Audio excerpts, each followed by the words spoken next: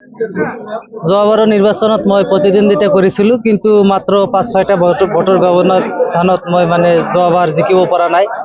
এইবাৰ আমি শক্তিশালী ৰূপে এইখন নিৰ্বাচনত প্ৰতিদ্বন্দ্বিতা আগবঢ়াইছোঁ আৰু আমাৰ বিলাসীপাৰা বাৰৰ সমূহ আমাৰ সদস্যা বিন্দুৱে মোক বিপুল সঁহাৰি জনাইছে। মোৰ লগত আছিলে গোটেই ইলেকশ্যন প্ৰচেছখিনিত সিহঁতে সহায় সহযোগিতা কৰাৰ কাৰণে আজি মই সৰ্বমুঠ মোৰ একজাক্ট ফিগাৰটো মনত নাই, কিন্তু 108, 9, 10 এনেকুৱা হ'ব মই পাইছোঁ।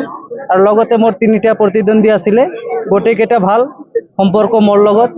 সিহঁতেও যথানুক্ৰমে ভোট পাইছে, কিন্তু আজি শেষত মোক বিজয়ী হিচাপে ঘোষণা কৰিছে। মই ধন্যবাদ জ্ঞাপন কৰিছোঁ আমাৰ বাৰৰ সকলো মেম্বাৰলৈ। আৰু আগন্তুক দিনত মই যাতে মোৰ যিটো দায়িত্ব নিষ্ঠাৰে পালন কৰিব পাৰোঁ, সততাৰে, আৰু আমাৰ এই বাৰৰ ডেভেলপমেণ্টৰ কাৰণে মই যাতে অৰিহণা যোগাব পাৰোঁ, সেইটো মোৰ প্ৰধান উদ্দেশ্য, আৰু সেই হিচাপত মই কাম কৰি যাম। আটাইৰে পৰা আশীৰ্বাদ বিচাৰিছোঁ।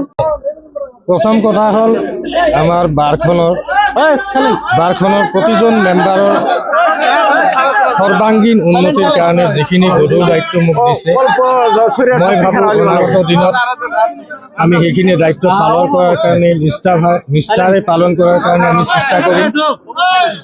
যিখিনি বাৰৰ মেম্বাৰ আছে, মেম্বাৰৰ অভাৰঅল ডেভেলপমেণ্টৰ কথা আমি চিন্তা কৰিম, আৰু যিখিনি কৰিবলগীয়া আছে সেইখিনি দায়িত্ব আমি সুচাৰুৰূপে পালন কৰিম বুলি আমি ভাবিছোঁ।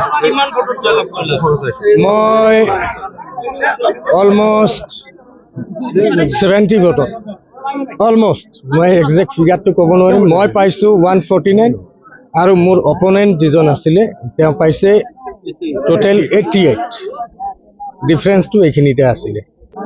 বাৰৰ মেম্বাৰবিলাকে পৰিৱৰ্তন এটা বিচাৰিছিলে, পৰিৱৰ্তনটো আজি মেম্বাৰবিলাকে ভোটৰ মাধ্যমেৰে প্ৰতিফলিত কৰিছে।